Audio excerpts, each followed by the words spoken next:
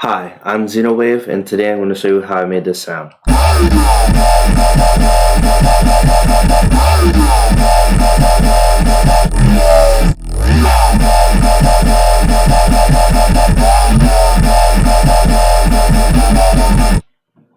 Okay, so before we get into it, I do suggest you turn down this high shelf at whatever frequency you deem fit. I have it at 16K max, and over here, well, in default, you'll have this. Every default Sytrus has this on. I suggest you turn this off because when you render a song, Sytrus actually oversamples in order to prevent aliasing. And this side, the left side over here, called draft. You get to see the draft of what it will sound like when it's rendered. So, or at least when it's rendered at 8 times oversampling. So I actually put it at 8 times to see what it would sound like. And I didn't like it. Here's what it sounds like. Oh, my computer can't seem to handle that.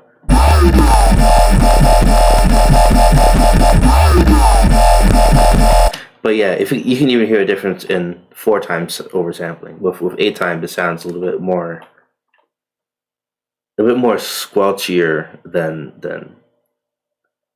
I'd like personally. I like a more smoother timbre, so I just prefer no oversampling. Versus, and yeah, that's as far as my computer will go. Anyways, yeah, so let's get into the sound. So we have a unison order of 9, and I have just panning at 100%. You can put volume at 100%, it shouldn't sound too different. Yeah, it's just a bit more stereo. Yeah. Okay, so operator 1 is just a saw wave. That's it. The main thing that's causing this timbre is actually operator 2. And all this is just a sine wave. Did I write that down? Okay, yeah, it's just a sine wave with these harmonics that I drew in. Yeah, so you can just kind of eyeball that. I'm not going to explain all that. And yeah, I just want higher harmonics. And really, what I did was put the sine shaper to the middle tick, and that really made the sound. And I'll show you soon. And I have a ratio of 8, and I just have I have it fully modulating at negative 100%, but the max intensity it's at is actually 58% if you type it in, or set positive 17% over here. And I just route the volume to mod X, and this is my shape, my graph. And this is actually very important because the timbre at which the timbre at which you're at really matters when making this sound, or just these types of sounds rather. So let's demonstrate again. If I had the usual sort of 1-to-1, it'll sound like this. Sounds kind of lame, but I wanted that sine shaper to really, this waveform to modulate the sound sooner, so it's a more interesting waveform to then filter. So versus, because we just have a saw wave at that point, or mostly a saw wave, until we hit like the end of mod X's range. So I just decided to have something like this where it really hits max FM a lot sooner. And for the sine shaper, here's what it sounds like with no sine shaper.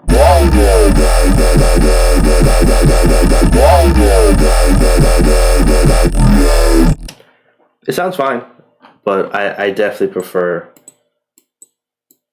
that. Or if you put it on max, it should sound fine as well.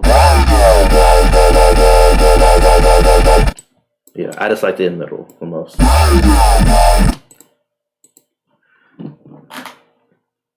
And yeah, that's really it.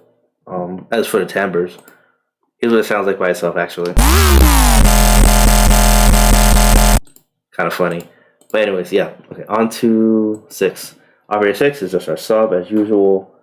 Um, yeah, I have a little bit of tension, just for more harmonics as we like, and I have the volume routed to mod X for just definition. Definitely feel free to change this as needed. It's arbitrary. And so filter 1 is a bandstop filter, and what I'm doing is sweeping this down, and as I'm sweeping it down, I'm increasing the resonance, which is effectively it's just the hole of the bandpass. The hole gets bigger, and that causes a really nice contrast with the next filter, which is a high pass. And I have high quality, flat, and triple mode on. I believe, yeah. What? Okay. I don't think it makes that much of a difference, but I have the cutoff frequency at 49% and the resonance at 51%. And I have distortion on, wave shaping, and I just have this shape. So what I did to make this was, okay, when we have default, what I did was crank that up and default to detention, turn it to wave, and then brought it up to, what was it? Yeah, 77.87%. Just mess with the tension till you get that. Yeah, and I serialize it into filter 2, which is a high pass filter. And I'm just doing the same old thing. I have high quality and triple mode on, and the cutoff is at 48%, and I have the resonance at 56%. And yeah, just bring up this cutoff to mod X, and you have yourself a nice little valve sound. So here's what it sounds like actually with just the band pass and the high pass.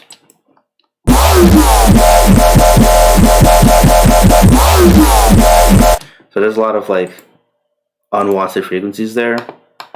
So what I do in the next filter is basically the purpose of the phaser, well, when I make these sounds, is to cause a bunch of holes or something to tame those high frequencies, and it drastically changes the sound. So we have this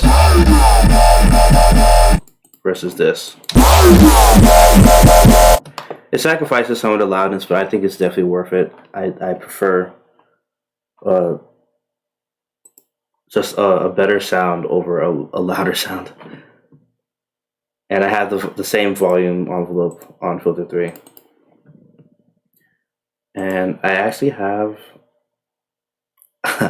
you don't notice it, but you may not notice it, but I have the cutoff like ever so slightly shifted down to like 49%, because phasers are pretty sensitive, and I have just this graph for the cutoff unison pitch, and of course high quality, flat, and alternate triple.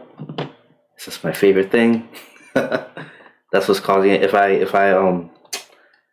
turn that off, or no, even better, if I turn off the unison or turn down the unison back to 1, it'll sound like this.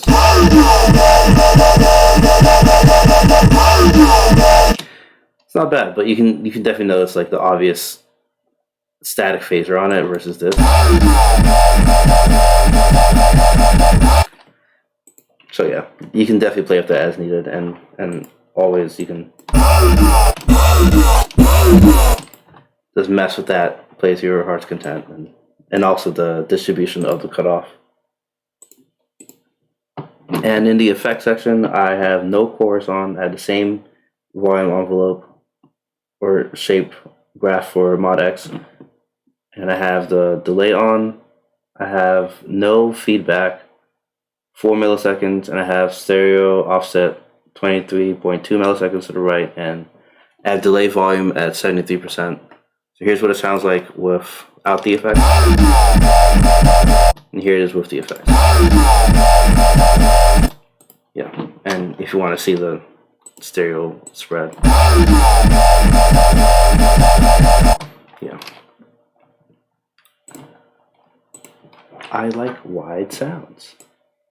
I like them wide.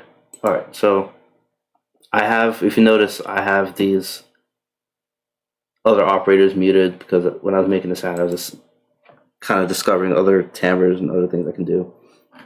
So I'm just going to kind of mess around with that and we'll be done.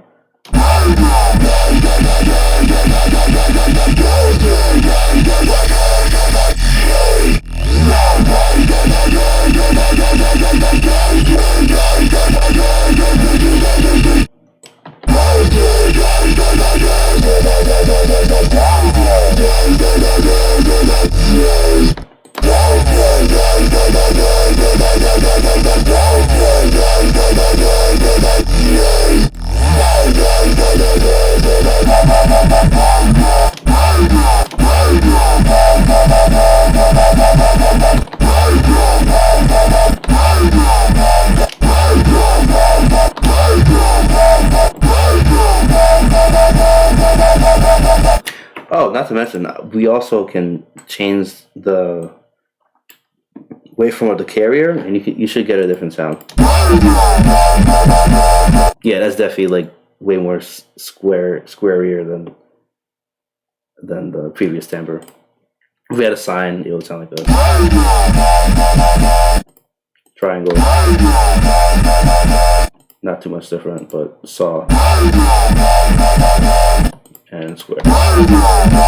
And then, of course, the other operations we can do.